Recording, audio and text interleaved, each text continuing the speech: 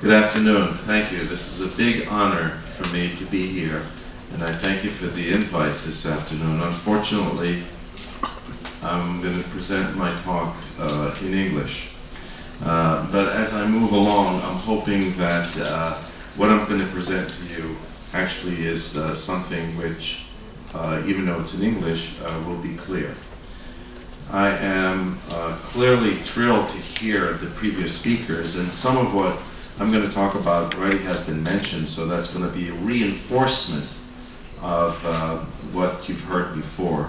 But clearly I feel like I'm amongst friends, and I know some of you for quite a while. And again, I think that what we're trying to do is not change in the whole world, but just change a small amount of the world in terms of improving what we do on a daily basis. You saw that from the type of surgery we do, some of the approach to transfusion, some of what you hear from our colleagues in anesthesia in terms of preparing patients.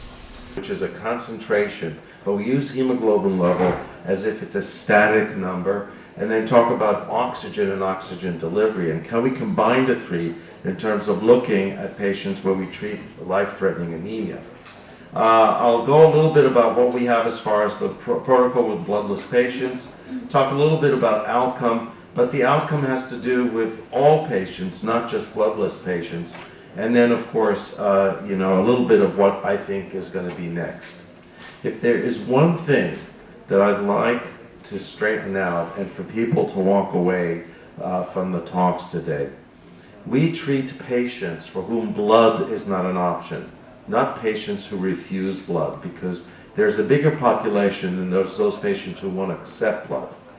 In many ways, though, keep in mind that most of us, meaning the doctors and hospitals, are the ones who have been refusing to treat these patients. So I think that we need to straighten the language a little bit as we go along. I was told that I have 80 minutes to talk. I think that's torture, so I'm going to make it a little shorter so that you don't get tortured. However, keep in mind, every time you talk about blood in medicine, it becomes emotional. There's very little science to this, but the emotion clearly prevails. Those of you who are interested, and I don't know if this has been translated into Spanish, this is a book that was written by Doug Starr, who's a investigational reporter. And you can see the back of the book says, the sweeping story of a substance that has been feared, revered, mythologized, and used in magic and medicine from the earliest time. A substance that has become the center of a huge, secretive, and often dangerous worldwide commerce. Most of us in healthcare are unaware of the commercial side of blood, but it is enormous. And if you think that it doesn't affect the way we actually deliver blood to hospitals, the way we work with it, I think we need to re-examine that. But I take you back to the 1970s and 1980s. And at that time in the United States, blood was a product. But Tom Zuck, a renowned pathologist, recognized the liability that pathologists and blood bankers would have at the time of the HIV and hepatitis C epidemic, and went to Congress, the US government, and pleaded with them to change blood from a product, which is liability, to a service, which has no liability. And he actually used these two sentences to change what we have today in the United States. Blood is no longer a product, it's a service, is that blood is unavoidably unsafe and blood is inherently dangerous. He didn't mean your blood, he meant the blood that's in the blood bank. Now, over the time, we've had two areas that we talk about. We talk about blood management, which is mostly donor management, again, something that we'll see constantly. And then there's the recipient part of it, which is transfusion. We have been completely obsessed with transfusion. Transfusion is a therapy. What is the disease? We need to ask what's the disease and then apply the correct therapy to that disease. When transfusion becomes center stage, we forget one thing. And what we're forgetting is that transfusion happens to be a resource, but patients are clearly the center, and that's where care occurs. So we need to first identify a disease and then pull the appropriate therapy in terms of where and what patients need. Now keep in mind that if I was here this afternoon talking to you about diabetes, and all I talk about insulin, you know that that's not right, because diabetes is a much bigger disease, if you will, and has many applications in terms of therapeutic intervention. Just like anemia, which is the condition or disease, we can argue back and forth about that, but it really doesn't matter, that we treat. So transfusion is, you will see, a default. I'm going to take you back to when we started working with patients for whom blood is not an option. And what it is it was named bloodless medicine and surgery, but that's a misnomer. What it was is, again, by definition, we improved patients' outcome with the use of clinical strategies for the medical and surgical care without the use of allogeneic blood products, meaning without using bank blood. This happened to be, as you already heard, a multidisciplinary approach. Now, we used a lot of different clinical strategies. The use of other treatments before blood, such as erythroid-stimulating agents, on or off label. Again, it's what the patients need, it's not what the label is. Including nutritional supplements, including iron, folic acid, B12. The use of blood products in patients that were accepting blood would be the last resort. But you know that many other organizations, at least in the United States, and I know also in the EU, have what's called a package insert for any drug. When you open the box, there's this long piece of paper with very small print that you can't read, because if you did, you wouldn't take the medicine. In fact, blood has the same thing. And this is the circular of information that comes from American Association of Blood Bank, American Blood Centers, American Red Cross, and ultimately the FDA. And you could see that even they are practicing, maybe not bloodless, but certainly patient blood management, because what they say is red cell containing components should not be used to treat anemia that can be corrected with specific medications, such as iron, vitamin B12, folic acid, or erythropoietin. Whole blood and red cells should not be used as volume expanders or to increase oncotic pressure of circulating blood. Ladies and gentlemen, this is a package insert. This is on label. How many of our colleagues follow the label? They don't. They completely ignore what's in the label. So who benefits? This is why I want to expand the population we're talking about. So we're all aware that patients for whom blood is not an option include Jehovah's Witnesses.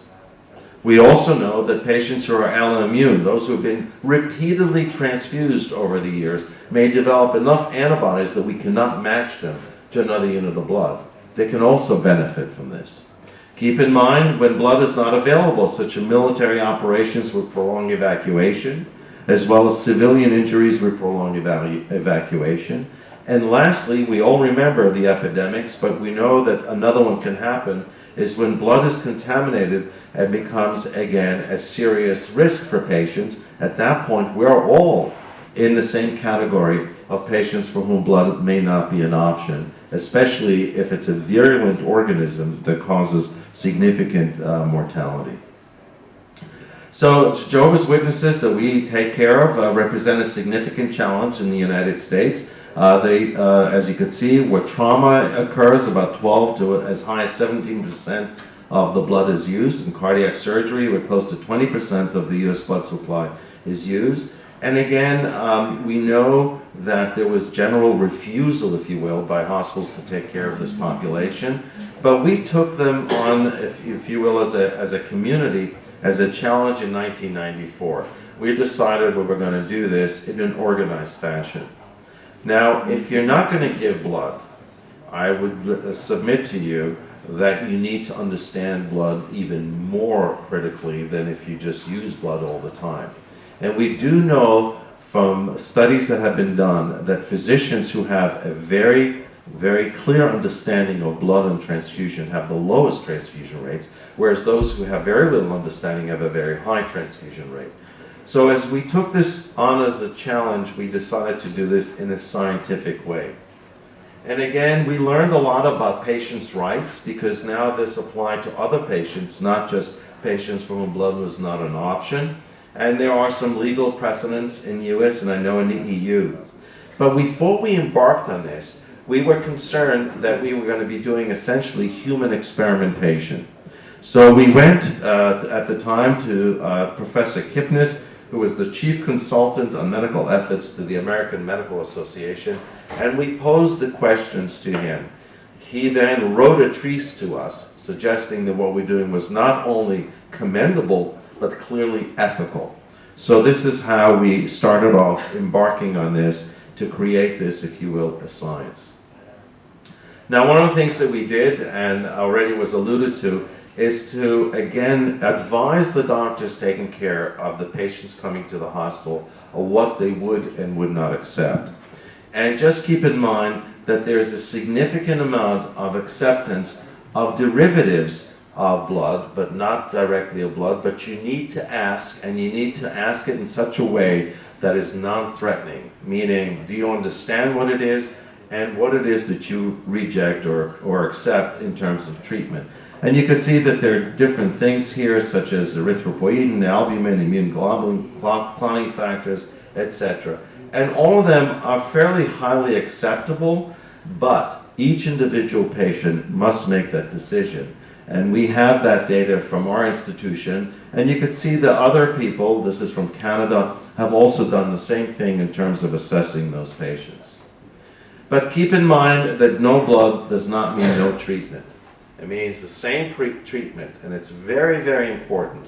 We've seen patients who have come to our hospital because another hospital would do only the wrong surgery for them because they wouldn't accept blood rather than doing the right procedure. So you have to start with identifying what the condition is, whether it be scoliosis, and then do the proper surgery.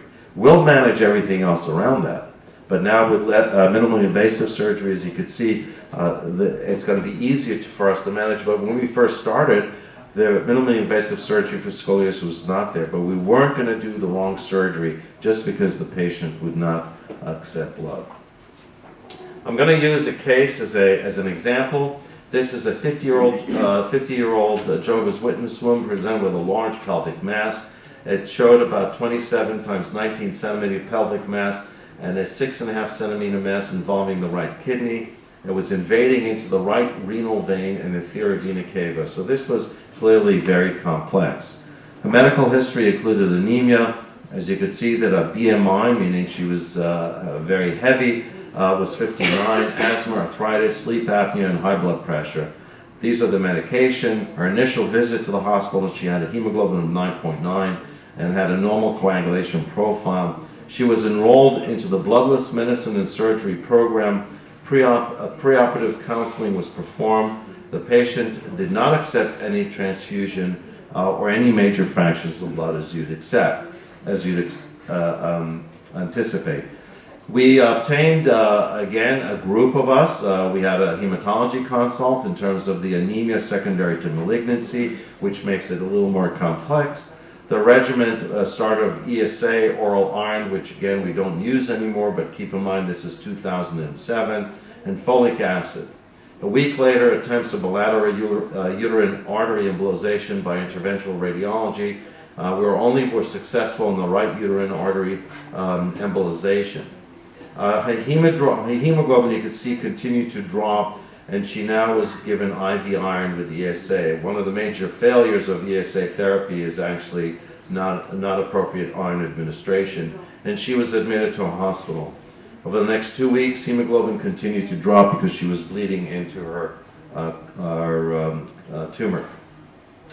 Again, you could see a group of us got together, and we decided on a two-stage surgical approach. First, to remove the pelvic mass, and then the renal tumor. The therapeutic paniculectomy to optimize surgical access given for morbid obesity, and again, there was potential blood loss from both. For preoperative evaluation, we included our intensive care unit anesthesia team, and again, we were preparing to make the intra and post-operative care as tight as we possibly could. Patient fully participated in all the pre-op discussion and consented to proceed with surgery without transfusion, despite now a hemoglobin down to 7.1 grams per deciliter. So we performed extensive surgery to remove a 35 centimeter uterine leiomyosarcoma adherent to the bowel, and again the vessels and retroperitoneal structures. Her intra-op hemoglobin dropped to 2.5 grams per deciliter with an estimated blood loss around 2.5 liters. Again, we gave her some recombinant factor 7 at the time because there was a consensus that she had some level of coagulopathy. Again, we had concentrated red cell blood collected and filtered through a leukocyte depleting filter and gave it back to her.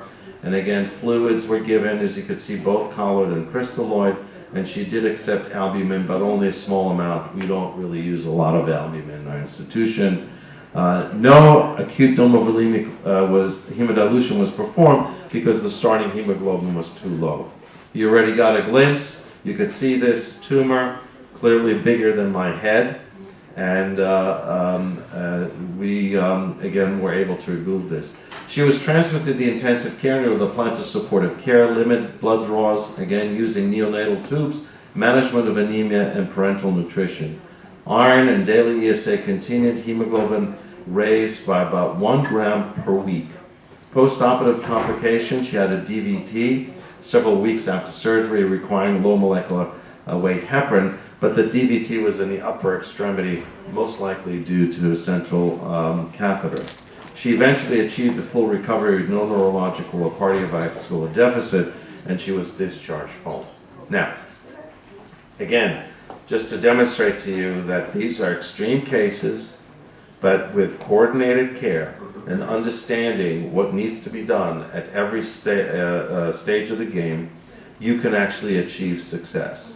And this is one example. I use that because, again, the hemoglobin was down to 2.5, and it was due to surgery, starting with low hemoglobin because we weren't successful in raising it. But the patient had every opportunity in full treatment. It's interesting that what we started to see after this is in 2006, is countries developed some protocols which were again distributed to physicians looking after and taking care of patients for whom blood was not an option. What about the other population? After 9/11, we were approached by the US military because they knew they were going to go into an area somewhere in the Middle East, we did not know it was Afghanistan, where it was high altitude and long distances to evacuate injured combatants. And in fact, what they did is they came to us and we met with all of the special forces. And within 24 hours, they essentially adopted the protocol that we had for patients in our hospital to the military. And that was done within 24 hours. And you could see again, they actually did use this protocol. They made it more military than ours. I'm not going to go in detail, but essentially using all of the things that we were using in terms of caring for these patients. So what happened is that over time, we started looking at our practice, and we saw that the patients for whom blood was not an option were doing just as well, if not better, than some of the other patients. And in my department, somebody raised a hand one morning to say, we have two standards of care, one for those who don't take blood and ones who do take blood. We're still transfusing all the others at high levels. We should have the same standard of care applied to all, which we, again, did immediately. Which brings us to this principle of patient blood management. The definition of patient blood management, this is from the Society for the Advancement of Blood Management. This is the URL, is the timely application. Now what we're doing is we're planning. So it's the timely application of evidence-based medical and surgical concepts designed to manage anemia. Now it's no longer transfusion, we're dealing with a condition.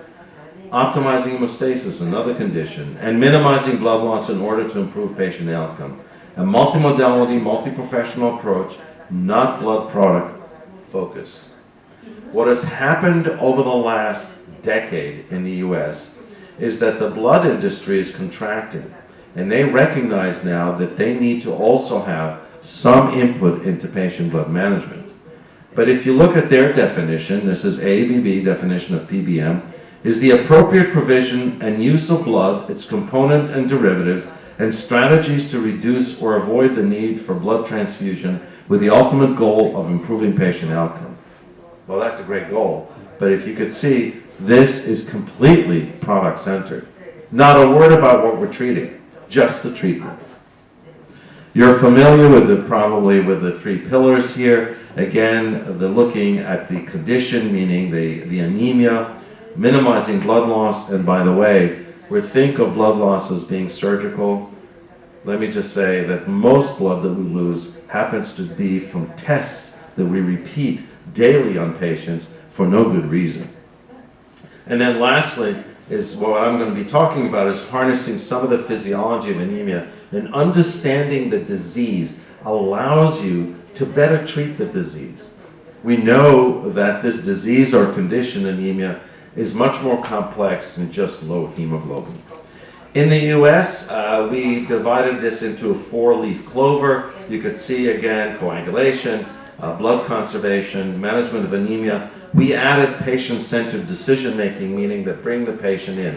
They don't have to be patients from blood, is not an option. But anytime there's an issue of transfusion versus other therapy, and one doctor says transfuse, the other one says do not, we bring the patient to help make that decision. What I want to do is, again, show you that if we can't demonstrate improved patient outcome, this is not going to be worthwhile. And what I'm going to do is now address with you this issue of anemia, because I think it's very important for us to do that. And Professor Munoz already addressed some of it, but I'm going to look at it more from a physiologic basis. There's been a long tradition of accepting anemia as a harmless problem that can be easily corrected with transfusion. We do that. Many of us don't even know what anemia is. We don't know the definition. For the medical community, transfusion as a treatment for anemia remains a default position. You come into the hospital, you develop anemia. If you get to the critical point that the physician decides, you get transfused. You're not offered anything else, generally speaking. Already spoken and said by Professor Munoz, the new paradigm is anemia as an independent risk of morbidity and mortality regardless of the level of hemoglobin or the underlying comorbidity. Only small decrements of hemoglobin can put you at risk. Now, we ignore that usually, but for the surgical patients, that small decrement in hemoglobin may mean a transfusion versus no transfusion. Because if you're going for complex surgery and you start with normal, say 13 grams per deciliter, and you lose 6 grams, you're going to be around 7. But if you're starting with 10 and you lose the same 6 grams, you'll be at 4. You know the difference in terms of exposure. Who's at risk for blood transfusion? Now, some of you have heard that blood saves lives. I tell our trauma surgeons that if blood saves lives, we don't need you. Just give the blood. We'll be okay. In fact, there are patients who receive lots of blood who don't survive. And how do we explain that? So blood is an important part of the armamentarium for resuscitation of hemorrhaging patients. There's no question about that. We can only identify that population, even though it's small, retrospectively. On the other side of the scope, over here, we know that a fatal hemolytic reaction can occur very quickly, and blood can kill. But again, it's a small population, and this population, by the way, can be identified prospectively, but not the individual patient. It is these patients that receive between 1 and 3 units of blood that make up the whole idea in terms of patient blood management. Because if you cannot demonstrate benefit of the transfusion, all you're offering the patient is risk. So I'm going to move on to defining anemia, effective anemia, impact of perfusion anemia, oxygen anemia, and hemoglobin anemia. Now the concept of anemia is one which we have been very narrowly looking at. There's something called DO2, for those of you who know. This is oxygen delivery, which is calculated. There's something called VO2, which is tissue oxygen utilization. The ultimate of the reason for delivery is for the tissues to be able to use oxygen, and as such, hard to measure. There's oxygen extraction, the difference between delivery and usage, if you will, and that varies from disease state to disease state. And then there are other concepts in anemia which we're blind to. Oxygen diffusion. Keep in mind, hemoglobin only delivers oxygen to the aqueous interface. If you have cells in the back row, like some of the people, you're not going to get the oxygen from hemoglobin. It's diffused.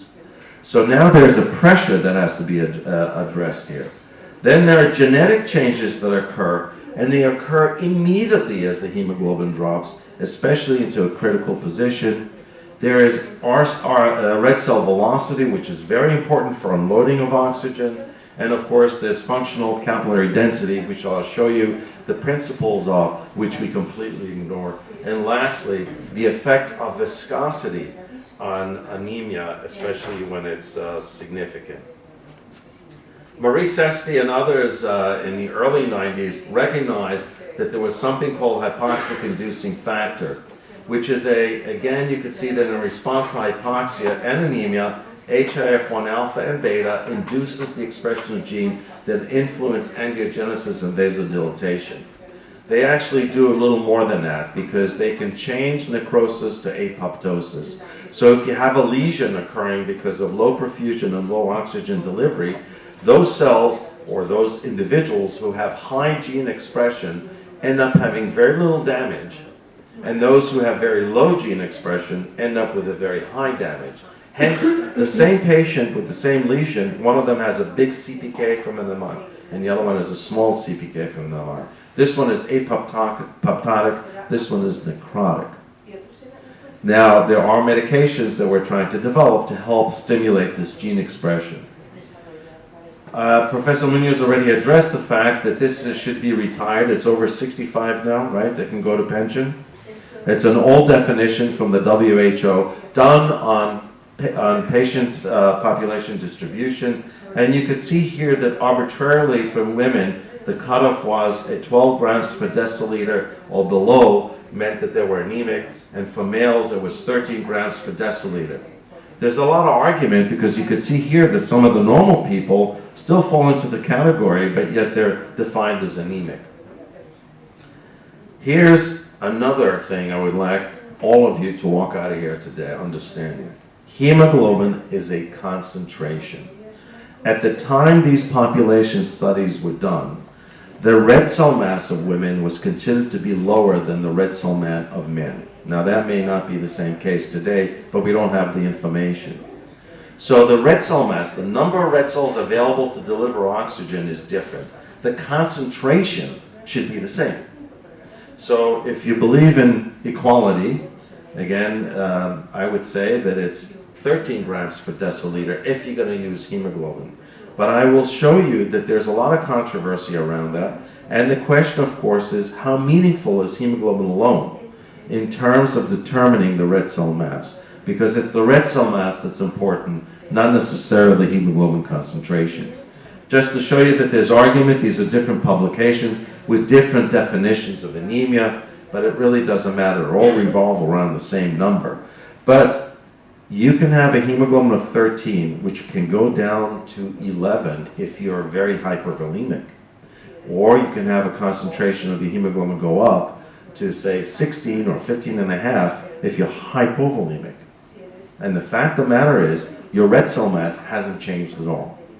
So post-operatively, what we see in a lot of patients is a reduction in hemoglobin concentration, which is mostly fluid coming back to the circulation rather than decrement of red cell mass. But we don't have a non-invasive way of measuring red cell mass.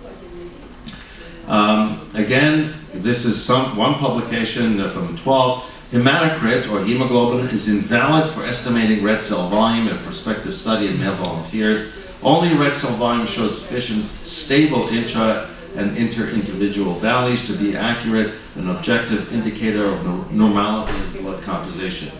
But we don't have a way of measuring it well, so we resort to hemoglobin. Are there any other ways of defining anemia? Well, yes, there are. We could look at tissue hypoxia, hypoxic cell response, again, as compared to optimal hemoglobin concentration or normal red cell mass. There are biomarkers, NOs, there's methemoglobin, all have failed in terms of predictability of red cell mass and its increment. Some have suggested that we define anemia when we decide to treat a patient. That's not worked out either.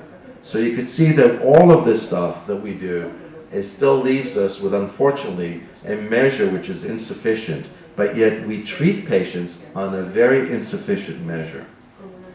What anemia does, or as you decrease your red cell mass, your total body extraction of oxygen now from what's there increases, and it's almost linear. You could see as your DO2 or hemoglobin is reduced, your extraction of oxygen from red cells increases. But the extraction is only, again, total body. We really need to understand the extraction in different organs. Now, this is total body. As you can see, this is, again, the amount of extraction is very small total body. We can increase it with anemia, but it's still normally relatively small.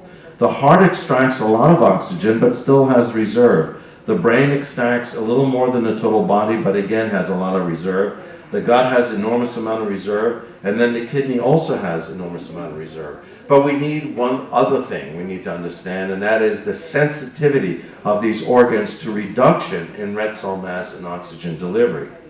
And we have been taught that the organs that are the most sensitive include the heart and the brain. But in fact, when you look at this, both of these are insensitive to reduction of red cell mass, or as reflected by hemoglobin, compared to the kidneys and compared to the muscle.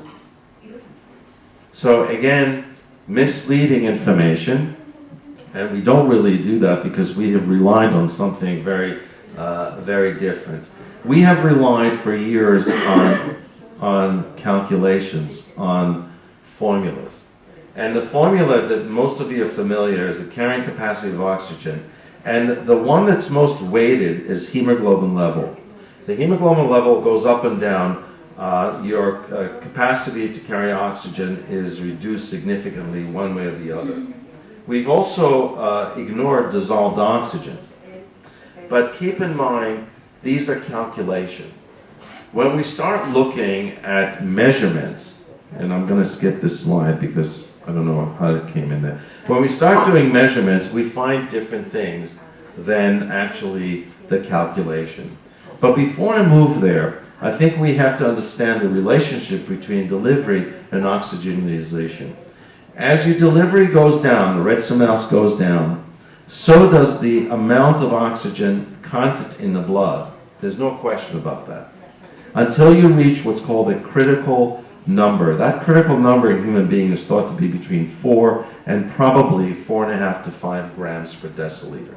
It varies from individual to individual. I showed you a patient who had a hemoglobin of 2.5 who survived and went home. So it does have some limitations, but it's a pretty good number to use in the back of your head.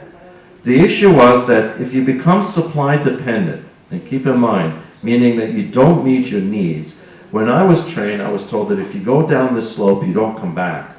We know today that yes, if you get that early on, the opportunity, and reduce the time you spend in supply dependency, you will come back. Now, there is a big difference between a calculation and measurements. So now what we do is we calculate hemoglobin, and we ignore the saturation of hemoglobin, dissolved hemoglobin in the plasma, and we say that if you carrying capacity is reduced, give blood or hemoglobin, and everything is going to be okay. But when we measure that, do we get the same response? This is data from San Diego, from a laboratory. There's other data also from Austria and Germany. And it shows you the different decrements. This is 60% reduction of hemoglobin from 15 down to 6, 50%, 30%, and 20%. This is your DO2 at baseline. And this is the number of units being transfused. And as you could see, when you transfuse units of blood, lo and behold, the opposite happens. And I think that Professor Muniz alluded to that before. When we start doing measurements, the calculations are out the door. It is only in this particular population where hemoglobin is 60% reduced that DO2 actually goes up, but only by 4%. Nothing tremendous by any means. And there are clinical studies looking at oxygen extraction and transfusion. Again, it was not statistically significant. This is another study that RBC, this is in sick patients where we think we may be able to help them. RBC transfusion not associated with improvement in tissue oxygenation in patients with systemic inflammatory response and sepsis at hemoglobin levels less than 9 grams per deciliter. So we're not helping these patients. This is the same data looking inversely, so I'm not going to spend time. But what about when we resuscitate the patient to keep their blood pressure up and they have low hemoglobins? You could see that when you give dextran, which is high viscosity, versus lactate, which is low viscosity, after 1 hour, oxygen tension, which is measured, by the way, reduces significantly with crystalloid versus high viscosity fluid. So we do make a big change by the type of fluid that we choose an intervention. And here's data from Amy Tsai, also again, this is from San Diego, looking at 13 or 14 grams of hemoglobin, hemodiluted down to 5.5 or close to that, with high viscosity fluid, and measuring oxygen tension. You can see that at every place you go, you can sustain oxygen tension. You may even increase it, but it's not statistically significant with high viscosity fluid. And experiments that we have in humans, this is in volunteers, you can see that they start with a hemoglobin of 13 down to 5 grams per deciliter. Cardiac index, as you'd expect, went up. Heart rate went up. Only one patient had tachycardia up to 92. Systemic vascular resistance dropped, as you would expect, but oxygen utilization, not delivery, actually improved. It wasn't statistically significant, but certainly was not worse. In lactate, there was no difference. So again, we need to understand whether the damage occurs or whether there's compensation. And how do we make it, the organs compensate so that they don't get damaged in patients, again, for blood was not an option, and make sure that they stay in the supply dependency for a very short period of time. Which brings me to the microcirculation. We do all of our tests and all of our thinking in the macrocirculation, but again, where the business of life, if you will, occurs is in the microcirculation. And there is a circulatory response which is very different in the macro versus the microcirculation, including generation of energy. This is a schema, if you will, or a diagram showing you macrocirculation when there's plasma and red cells. They're there together and they move fast and they move very nicely. But when you get down to the capillaries, what happens is everything changes. The amount of plasma per red cell is again increased, meaning there's more plasma per red cell per unit of time, defining that as a low hemoglobin concentration. All of you have anemia, if you will, in your microcirculation right now. It works for you. And at the point where that gets critical is usually around that 4 to 5 grams per deciliter, but keep in mind it's individual. But notice, not every capillary has red cells in it. Some just have plasma. If you recall from what I told you before, we throw away the dissolved oxygen in plasma. Ladies and gentlemen, I tell you right now, the only way oxygen gets here is through dissolution in plasma. And if we can increase it, and as your red cell mass goes down, your contribution from plasma can be as high as 35%. Now this is called functional capillary density. You want to have all the capillaries perfused, with red cells and without. But sometimes we drop capillaries. And this is the difference between volunteers and patients with sepsis, where functional capillary is reduced. Functional capillary is very important for survival. This is a video, some of you may have probably seen this. Let me see if I can start this. This is a video of capillaries in a human that has a hemoglobin of 3.8, but you could see that every capillary is filled. The functional capillary density is high. It's all perfused. Perfusion is more important than anything else, because if you don't perfuse an organ, there will be no oxygen delivery. If you perfuse the organs, but your hemoglobin or your red cell mass is low, you will still bring oxygen, but you may not meet the needs. Remember the supply dependency. So at 3.8 grams per deciliter, what do you think happens? Patients get transfused, and this is after a single unit of blood that this patient receives. I want to show you the capillary. So now you see what happens. The blood that comes from the blood bank is not the same that's in the patient's veins, and you can see that there are areas where there's plasma, clumping of red cells, slow movement, again, areas where there's swelling. The capillary density has gone down, and it's gone down significantly. And we do know from data out there that functional capillary density has an impact, again, on survival in patients. You can see that as your capillary density remains as, again, a function of time, you have a higher survival than those patients who have a lower functional capillary. So here we are talking about hypovolemia, anemia, and hypoxia, and oxygen delivery. And to manage anemia, whether it's severe anemia with or without blood, you need to have perfusion, you need to have oxygen delivery, and you need to have a sufficient red cell mass.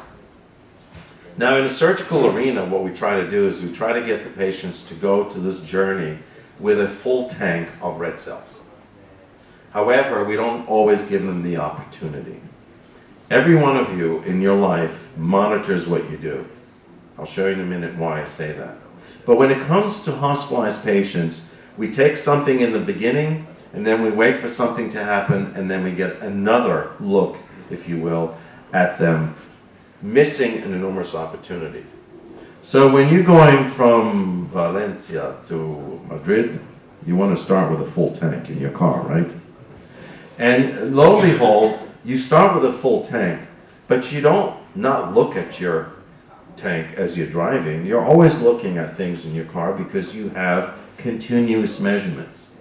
And you don't want to wait till you get to here to stop to get gasoline or diesel, because you may not find a gas station on the road, and you may not have, again, the opportunity to fill. And keep in mind, 14 versus 7 grams per deciliter is pretty similar.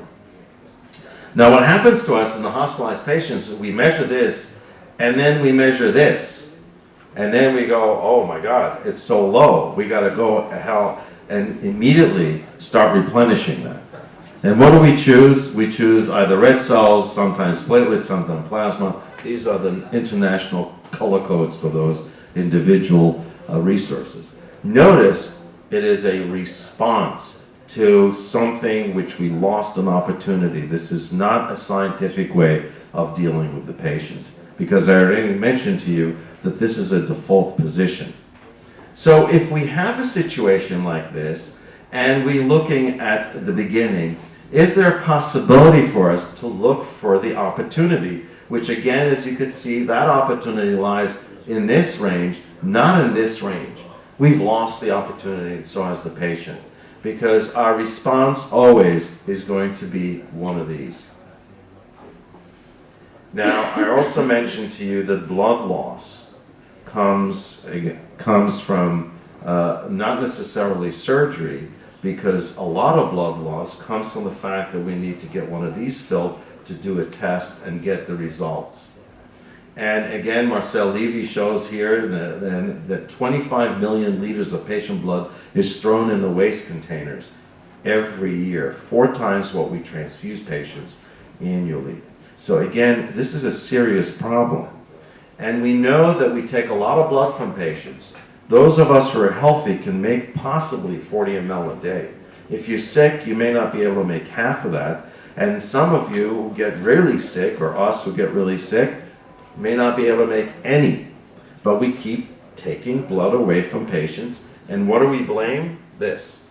We blame these tubes. Nice colors, different sizes. The fact of the matter is somebody has to fill them. And it's us who are ordering those bloods. And that's where we get into trouble. So just like the gas tank is their ability for us to monitor patients without taking so much blood from them. And this is commercially available. Here's your concentration of hemoglobin measured non-invasively. Here is your volume reflection, which is pleth variability index. And here's your perfusion index, which I will address with you as we go along. But we're missing one arm, and that is the oxygen arm. And now that also is available commercially here in Europe, not in the United States, but we're looking at this experimentally now at a non-invasive way of looking at reflection of PO2. We can only do saturation, we cannot do PO2. Keep in mind again, calculation versus measurements. And here again, I remind you that the dissolved oxygen is very, very important for us. And we can actually make sure that the dissolved oxygen maintains high if we give patients who have critical hemoglobin levels or critical anemia enough oxygen to sustain a PO2 above 200. And lo and behold, this is something you're probably all familiar with. Saturation at 100%, PO2 in normal individual at 1 atmospheric pressure is a little greater than 600. Until you could see that your PO2 can drop significantly until it affects saturation. We are missing an enormous opportunity here to reverse things for patients if we don't have a window into what is going on, unless we draw blood. And we don't know when to do that. But with a non-invasive way of measuring this index, you can see that from 200 down to 100, it's relatively sensitive in terms of depicting what is happening and early on. Here's a study that was done looking at this oxygen reserve index. Again, a significant number of samples, and the sensitivity is exactly where we want it, around the 200 range. Here's an example of a patient. This is saturation. This is the oxygen reserve index, more like a PO2. And you can see that the PO2, or the oxygen reflected by ORI, starts dropping before you have any significant change in your saturation. So it allows us to maintain, if you will, that dissolved oxygen much quicker to understand that it's changing than waiting till supply dependency. This is another study that was done in children, the pediatric population, during intubation, and you can see again, ORI clearly has an advantage in terms of time in alerting us before the saturation starts dropping. So there's your oxygen delivery in a non-invasive fashion. Now what about the other two elements, perfusion? We talked about the functional capillary density. The only way we could measure volume was through CVP, which, as you could see, has a very poor R-square. It's completely insensitive and very non-specific. But other measures that we've had, which include pleth variability index, stroke volume variability, as well as electrical impedance, have a much higher reliability in terms of determining whether the patient is fluid responsive, which is maybe a reflection of your volume state. In my institution, again to be balanced, we use all of these. And I don't care which one you use as long as you use one of them, because it's important when you're managing patients who have blood loss during surgery to know where you are in terms of volume, because the concentration, as we already talked about, of hemoglobin can be affected significantly. So this one again uses stroke volume variability. This is used electrical impedance, and PVI, or pleth variability index, is used with that instrument. So you're tying together now pleth variability index, the perfusion index, the hemoglobin, and in the US we don't have what you have here, which is the oxygen reserve index. Now, a lot of physicians have gone by and said, you know, this is insensitive, you shouldn't be using it, it's not accurate. Well, we responded, my colleagues and I wrote this article responding to all these criticisms.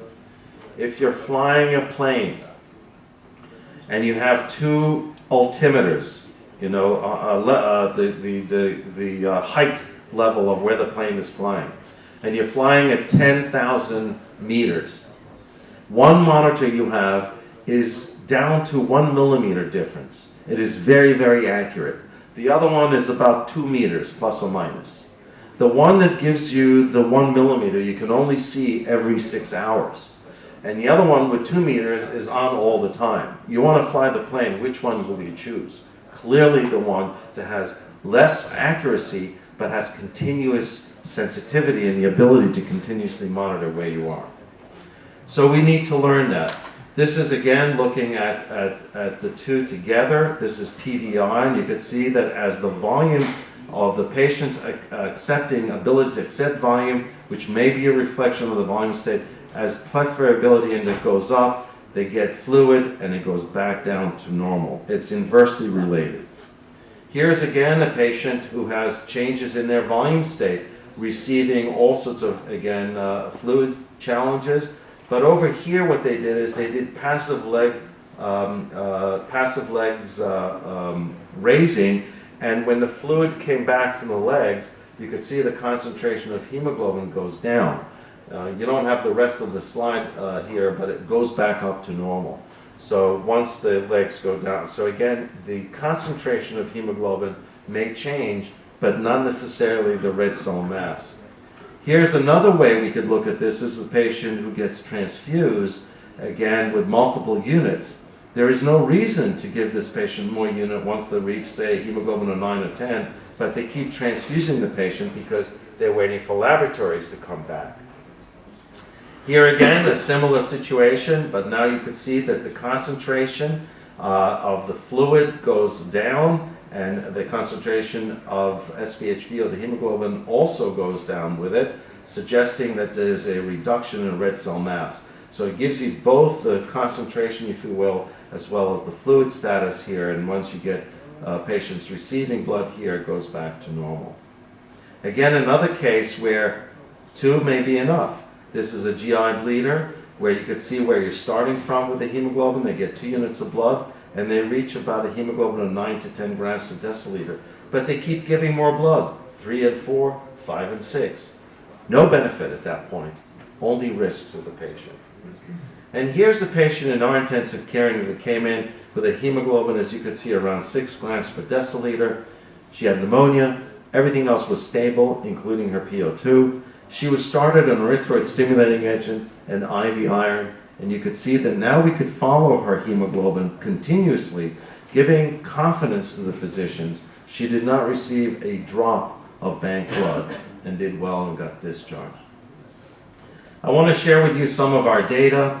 8% of all our population of patients admitted are bloodless, compared to, again, non-bloodless patients.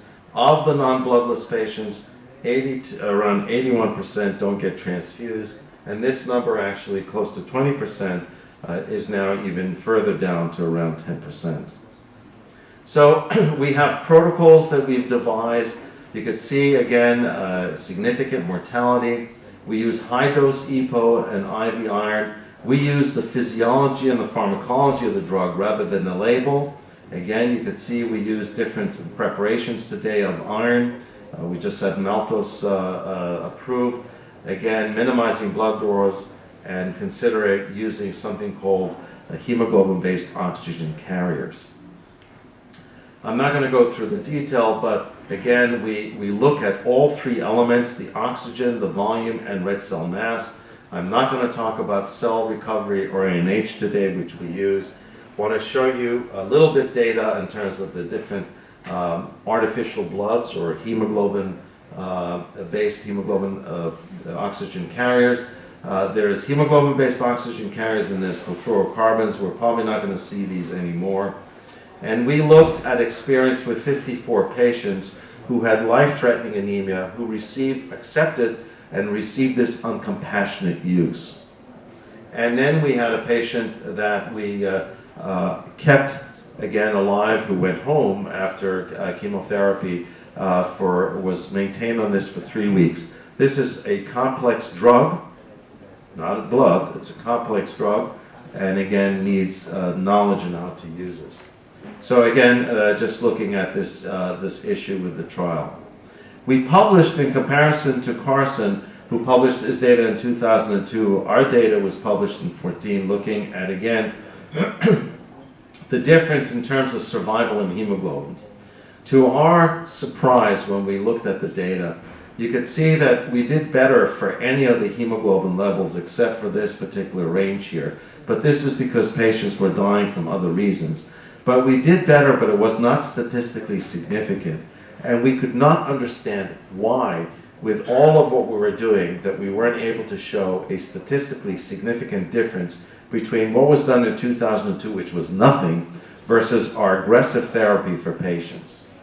And if you recall what I mentioned to you before, if you spend a lot of time over here, your mortality clearly is going to be higher than if you spend very little time here with a very low red cell mass. And lo and behold, when we examined our data, we could see that most of the patients who increased our mortality rates had been patients who were transferred from other hospitals where no blood meant no treatment, and they were in a very dependent state, meaning oxygen dependent state, for quite a long time, which again was associated with a higher mortality. There are other experiments out there looking at different other molecules. This is sanguinate, and again, it works very well. But again, none of these are FDA approved. You can only get them for compassionate use. But I think it's important to have that armamentarium here too. I'm not going to go talk about HBO, which is hyperbaric oxygen therapy. I'm not really sure that it has a place because you can't sustain the dissolved oxygen well, and it causes vasoconstriction, which reduces your functional capillary density. We have not had good experience with that. Here again is a combination of a patient with a combination of EPO and acellular hemoglobin. You could see again you're using you can measure your free hemoglobin in the plasma. This is the drug, and you can correlate when you need to give more of that to the patient. Again, this is another young individual where they had free hemoglobin due to the HBOC, or the hemoglobin-based oxygen carrier, and you could see that over time their hematocrit improved, and they did fine with the drug. We have a management of anemia, which includes, again, for those patients for whom blood is not an option, based unfortunately still on hemoglobin level, but again, this is just a guide, and the guide is a very aggressive treatment. When we looked at the population of patients, we just got accepted for publication, and it's now close to 300 patients, almost double that. You could see that there's no difference in terms of the Apache score or the SOFA scores we see in Europe. And what we did is we matched them as if these were going to be transfused versus these who are transfused. Mortality rate was not significantly different, although it was slightly higher in the bloodless patients. Positive cardiac enzymes was significant statistically and much higher in the transfused patients versus none. And after showing you the capillaries, you may understand why that may be. And this is the depiction of mortality. And now keep in mind, yellow is transfused, red is non-transfused, meaning on protocol. Now it's very hard to find transfused patients who have this low hemoglobin of 2. We were able to find 1, but most of them get transfused clearly at this range, or maybe even higher. But you could see that at high hemoglobin, the non-transfused do better than the low hemoglobin rates. However, in Carson's paper, patients who had a hemoglobin that was below the 2 grams per deciliter, mortality was 100%. So you can see now the difference is somewhere around 55%. And I submit to you, more of us doing this, we're going to get better and reduce mortality. Already, my colleagues already presented some of this data, but in the US we have something called the National Blood Collection and Utilization Survey Report, which is basically blood-centered. But in 2011, the first chapter came out about patient blood management. And what's interesting is that you can see how many facilities responded that they had patient blood management. And again, one of the things that we saw also is that the established program to treat patients who refused transfusion, is the way to define it, went from 15% to 57%. I think that's a big advance in terms of us not refusing to treat patients. Looking at educational programs, clearly they're much better in patient blood management hospitals. However, we still use transfusion guidelines. And I just want to make the point. The transfusion guidelines, you could see 84 to 98% of them are derived from the blood industry. This is a trade organization. American College of Pathologists may or may not be considered one. Again, American Red Cross is another trade organization. If Eli Lilly was standing here giving you guidelines on antibiotics, you'd probably laugh them out of the room, right? But this sounds like it's scientific. In fact, it's not. Now, it may not be biased, but I just want to make the point that our Guidelines for this particular therapy come from the industry. We're seeing a change in evaluating patients for surgery, and we're also seeing a change in use of other parental combinations. This one, I was very surprised to see that the use of IV iron in preoperative preparation of patients has increased dramatically in the US. As again, you can see we still have work to do in terms of restrictions and other modalities that need to be done. So this is now becoming a patient safety issue, both in the US and in Europe. This is the National Patient Safety Foundation in the United States, which is now focusing on patient blood management, and we hope that they look at it from the patient and not from the product. We are now, this is an example, please don't call any of these doctors, but we are now looking and tracking behavior by a physician. And this data is done on a monthly basis and collated and given to the chair of each department. And they look at this in terms of complications, infection, and mortality. Again, here you've had advances. This is patient blood management is a win-win, a wake-up call. And now you know that there's the European Patient Blood Management Project, which has started, where there's funding from the EU on that. And there's now also guidelines based on the Australian guidelines for patient blood management. And there is clearly more to come once we start seeing some of this information. But make no mistake, this country clearly is a leader, I'll show you some of what comes out of here. This is from Maine, showing again a significant reduction in transfusion rate with reduction in AKI without having any other effect.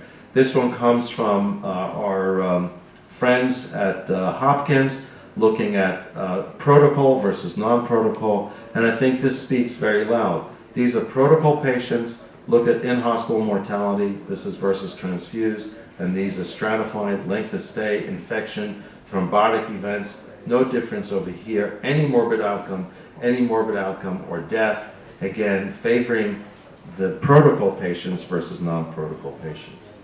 And this is our data, it's a little old, but looking at cardiac surgery, and you can see that we use all of the pillars in terms of how we approached our patients, and then we compared ourselves to all of the other hospitals in our state in terms of in terms of patient blood management versus non-patient blood management.